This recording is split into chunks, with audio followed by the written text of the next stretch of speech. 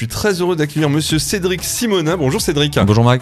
Pour présenter Vivialis, c'est le groupe qui comporte notamment les maisons Stéphane Berger, le Carré de l'Habitat, très connu, Maison Oxygène, Terre et Développement et Trianon Résidence. On parle construction, on parle marché du neuf, on parle rénovation. Et alors Cédric Simonin, si on vous invite aujourd'hui, c'est pour parler d'un sujet qui va certainement intéresser nos auditeurs. On va parler de la crise de l'immobilier avec cette grande question, est-ce qu'il y a crise de l'immobilier et si oui, est-ce que les prix vont baisser ? Alors, vaste question que tout le monde se pose. Donc la crise de l'immobilier, oui, elle est présente depuis quelques mois. C'est une crise mondiale. Alors vous voyez le principe des sables mouvants, c'est-à-dire qu'on glisse tous les mois un peu plus. On n'en est qu'à la taille, donc on va encore descendre. Malheureusement, j'ai envie de dire. Alors, ça donne des points positifs, on va peut-être le voir tout à l'heure. Ce qu'il faut savoir pour bien comprendre cette crise dite mondiale, c'est d'abord une crise de l'offre et de la demande. Ça n'est jamais arrivé. Moi, en 25 ans de métier, j'ai jamais vu ça, même la crise de 2018 qu'on estime être forte. Là, ce que j'ai vu aujourd'hui, ce qu'on vit en ce moment, je l'ai jamais vécu. Pourquoi ? Alors, il y a des faits qu'on va détailler là. Déjà, c'est quoi une crise de la demande ? Alors d'abord, on entend tous parler, augmentation des coûts des matières premières, après Covid, beaucoup, énormément, l'augmentation des taux d'intérêt, puis aussi l'augmentation de la coût de la main-d'œuvre. Donc, la crise de la demande, commençons par le financement. Tout le monde entend parler, accès de plus en plus difficile au crédit. Les banques mettent des conditions un peu plus drastiques, notamment pour ce qui est de l'apport personnel. Juste un chiffre, il faut savoir qu'entre janvier 2021 et aujourd'hui, c'est presque un tiers de pouvoir d'achat qui est perdu. Du fait de l'augmentation des taux d'intérêt, on est passé à peu près de 1 à 4%, c'est phénoménal. Et puis, quels sont les gens les plus touchés ? Malheureusement, toujours les mêmes, les jeunes, et puis les primo-accédants. Ensuite, j'ai parlé d'une crise de l'offre. Alors, c'est quoi la crise de l'offre ? Déjà, il y a eu des nouvelles normes. Normales, il faut qu'il y ait un verdissement du parc immobilier, ça va dans le sens de l'histoire, dans le sens du développement durable. Des normes comme on appelle la réglementation environnementale 2020, ça a renchéri les coûts. C'est bon pour la planète, c'est bon pour le porte-monnaie. Par contre, au niveau des coûts de construction, ça les a largement augmentés. Il faut savoir qu'avant Covid et après Covid, les prix ont pris à peu près entre 15 et 20%. Donc vous voyez, entre ce que j'ai rajouté les taux d'intérêt tout à l'heure, ça commence à faire mal. Et puis, autre norme, le DPE, diagnostic de performance énergétique, avec ses mesures coercitives, c'est-à-dire qu'il a été renforcé. Et puis, ça nécessite qu'il y ait beaucoup moins de logements sur le marché parce qu'il y a des gens qui doivent faire obligatoirement pour le vendre ou le louer des travaux supplémentaires et qui n'ont pas les moyens. Donc, ils attendent, ils ne mettent pas ces logements sur le marché. Donc, il y a moins de logements anciens sur le marché. Et puis, enfin, crise de l'offre toujours, moins d'autorisations de construire. Les élus sont un peu plus fébriles à donner des autorisations administratives. Ils sont plus frileux. Alors, là, on parle de la vente, mais ça a des conséquences sur la location. Les prix des locations, les montants des loyers, ont explosé. Et c'est pareil, les personnes les plus touchées sont les plus fragiles. Alors on peut continuer en disant « Ouais, mais il va y avoir du logement social ». Le logement social, il est intimement lié au logement privé. C'est-à-dire que moi, quand je construis des logements, j'ai l'obligation légale de faire 30% de logement social. Si la profession construit moins, il y a moins de logement social. On observe que dans certaines grandes villes, Paris, Bordeaux, Marseille, mais Lyon, Bordeaux notamment et Paris, oui, les prix qui ont fortement monté, on commence à baisser. Mais c'est à la marge. Pour l'instant, on a une baisse des prix entre 2 et 3%. Si vous prenez Strasbourg, là, c'est 0,3 pour l'instant, donc c'est pas énorme. Ça peut encore baisser. Mais la baisse des prix ne compense pas la hausse des taux d'intérêt. Si on voulait compenser les taux d'intérêt dont j'ai parlé tout à l'heure, cette augmentation de 3 points, il faudrait que les prix de l'immobilier baissent de 25%. Si les prix de l'immobilier en France chute de 25%, là on est sur une crise beaucoup plus profonde et la problématique ne sera pas d'acheter l'immobilier, c'est de garder son emploi. En ce moment, vous pouvez voir, c'est la grande braderie, certains baissent des prix qui sont déraisonnables. Je dis juste aux auditeurs, attention, n'achetez pas n'importe quoi, n'importe quel prix. Quelqu'un qui vend n'importe comment, c'est peut-être qu'il est en difficulté et généralement un bon produit ne se brade pas. Le neuf a retrouvé ses lettres de noblesse, même si elles étaient pas mal, pendant et après le Covid. Pourquoi ? Parce que pendant le Covid, les gens se sont rendus compte que leur logement n'était pas forcément adapté à ce qu'ils imaginaient. Parce que quand on y vit 24 heures sur 24, dans un logement ancien, mal isolé, et encore, c'était pas la grande canicule, mais mal isolé phoniquement, aussi thermiquement, mais surtout phoniquement, il y a des gens qui ont vécu avec leurs voisins H24 pendant un mois ou un mois et demi, qui n'avaient pas d'extérieur, grand balcon ou jardin, et qui se sont dit mince, on a l'impression de vivre dans une prison. Donc finalement, post-Covid, les gens se sont rués sur la partie maison individuelle. Alors nous, avec nos produits, on a eu beaucoup de chance. Maison Stéphane Berger, carré de l'habitat, les avantages de l'appartement et de la maison. Donc un appartement avec un bout de jardin.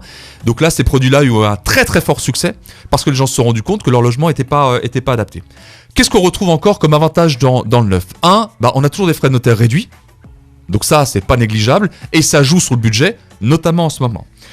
On est toujours aux dernières normes d'isolation, acoustique et thermique.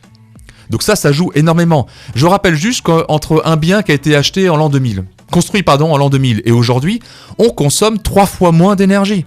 Et quand vous voyez le coût de l'énergie qui ne va pas baisser et qui ne fera que augmenter, ce n'est pas négligeable quand on parle de pouvoir d'achat. Autre avantage dans le neuf, vous l'aménagez comme vous voulez. Alors à la marge, mais dans la maison individuelle, vous pouvez modifier les plans comme vous voulez. Pour le collectif, moi, généralement, je jette un œil sur tous les plans. Moi, personnellement, je pense que je suis pas trop manchot sur l'aménagement des plans. Les gens font assez peu de modifications. Donc, les plans sont bien pensés. Il n'y a pas de perte de place. Mais surtout, on l'aménage en fonction des derniers éléments à la mode, en termes sanitaires, en termes de carrelage, etc., etc. On a quelque chose où on se fait plaisir, quoi. Et puis, on achète un actif vert. C'est-à-dire, on achète un actif qui va être un peu plus normé au fil des années, donc on anticipe déjà les normes futures. Et puis pour les investisseurs, il y a encore des avantages fiscaux qui vont pas durer encore longtemps, donc c'est là où je fais page de pub, dépêchez-vous, il n'y en aura pas pour tout le monde, mais il y a encore les avantages fiscaux comme le Pinel. Ouais, en tout cas, effectivement, moi, un élément que j'ai retenu effectivement dans votre façon de voir les choses, c'est que l'usager est vraiment à chaque fois au centre du projet. Oui, et l'usager, je parle pas du client, parce qu'un investisseur qui achète un logement chez moi, ce qui m'intéresse, c'est le locataire. Parce que le locataire, c'est un futur propriétaire. S'il est bien dans une résidence Trianon, parce qu'il aime les parties communes, parce qu'il veut avoir les prestations, parce qu'il est bien chez lui, il viendra. Et j'ai vu que vous êtes aussi dans l'innovation, puisque vous avez des façades dépolluantes. Oui, alors on a fait un gros buzz là-dessus. C'est une résidence qui est livrée maintenant depuis 2 ans. On peut la voir, elle est à Saint-Louis. Et en fait, ce sont des petites briquettes. On le voit quand vous allez à Saint-Louis. Ce sont des petites briquettes rouges qui ont un produit qui agit par photocatalyse. Donc, on utilise la lumière naturelle. Et ça rend le CO2 en composé neutre. Ça transforme le CO2 en composé neutre. On a mis 400 mètres carrés de façade sur cette résidence. 400 mètres carrés de façade avec ce produit, c'est l'annulation de l'équivalent de production de CO2 de 20 véhicules par an. Alors, on peut dire 20 véhicules par an à Saint-Louis, c'est pas grand-chose, mais comme disait Pierre Rabhi, je fais ma part.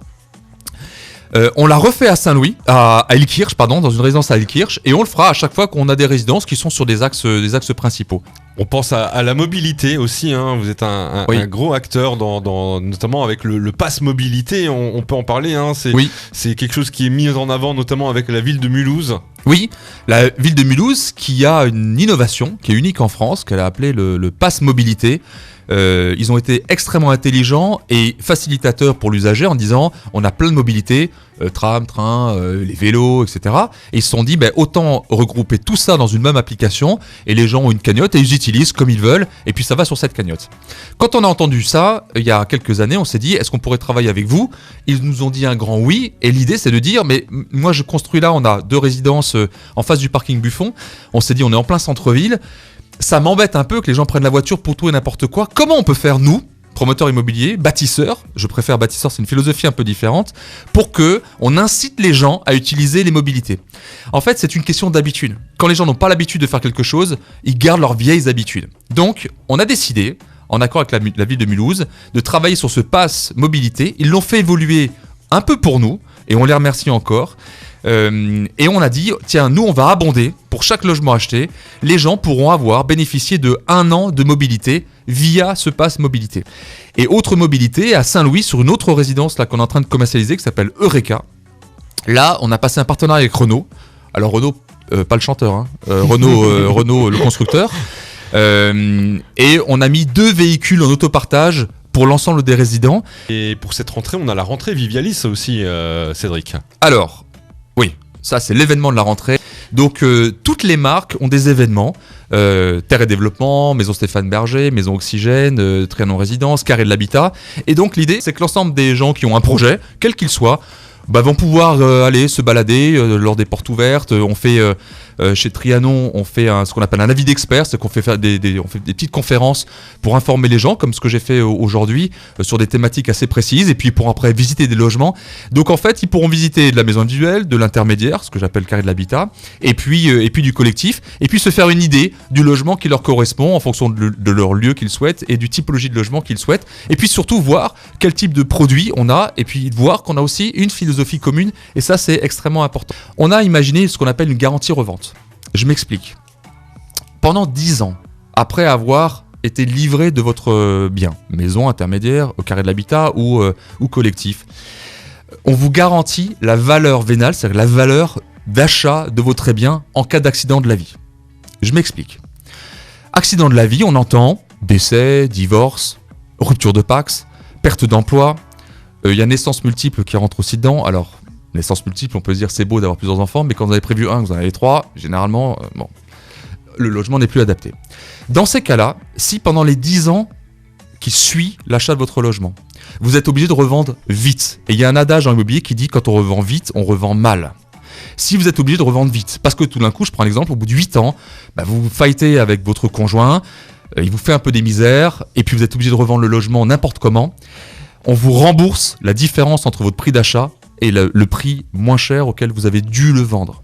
Pour le mot de la fin, c'est peut-être ça que vous vouliez dire, c'est qu'un investissement maintenant, ça peut générer des profits dans le futur. Oui, en fait, ça fait 25 ans que je fais ce métier, ça fait 25 ans que j'entends c'est cher, etc. Bon, il faut arrêter de penser que l'immobilier n'a pas de valeur. C'est une valeur refuge, c'est la valeur pierre. Si vous voulez placer votre argent en bourse, oui, mais c'est pas vous qui faites les cours. On ne décide de rien, ok ? On met de l'argent, on prie et on espère que ça monte. Je dis peut-être une bêtise, mais à une époque, je pense qu'on disait que c'était l'investissement préféré des Français, l'immobilier. Mais c'est toujours l'investissement préféré des Français. Nos élites pensent un peu l'inverse. On ne peut pas dire que le gouvernement soit vraiment très aidant en la matière, pour une raison que je pourrais peut-être expliquer un autre jour, mais il y a une raison à cela. Mais n'oubliez pas une chose, c'est qu'on pourra construire de moins en moins, parce qu'il y a des normes, notamment sur le foncier, qui sont très restrictives. Je vous le signe, je le dis depuis des années, le logement, ce sera un produit de luxe.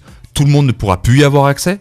Si vous pouvez y avoir accès maintenant, allez-y, foncez, ne vous posez pas de questions. Dernier point, quand vous achetez pour vous personnellement, je vais presque dire, si vous pouvez acheter, ne regardez pas le prix. Pourquoi ?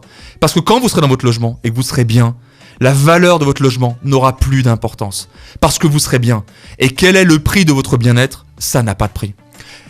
Quand vous serez bien dans votre logement, vous ne direz pas « on l'a payé un peu cher ». Non, vous direz « on l'a payé, ok, on a pu se l'acheter, et tant mieux parce qu'on est bien ». Et il a une vraie valeur. Donc achetez un actif vert, donc plutôt du neuf, ou du très bien rénové. Voilà, ça vous anticiperez les futures normes. Et achetez quelque chose où vous vous sentez bien avec quelqu'un en qui vous pouvez avoir confiance. C'était mon mot de la fin. Merci beaucoup Cédric. Cédric Simonin du groupe Vivialis, avec les maisons Stéphane Berger, le Carré de l'Habitat, les maisons Oxygène, Terre et Développement, et puis Trianon Résidence, le marché de la construction, le marché du neuf et de la rénovation, avec du verre. C'était très intéressant. Effectivement, peut-être qu'un futur entretien pour parler de l'accès avec plaisir à la propriété, ça pourrait être sympa, Cédric. Merci Cédric. Merci Mike. Belle journée à vous et belle rentrée avec le groupe Vivialis. Effectivement, n'hésitez pas à aller regarder les amis dans la région, plein d'événements à venir jusqu'au 22 septembre. On a encore plein de bonnes choses avec le groupe Vivialis.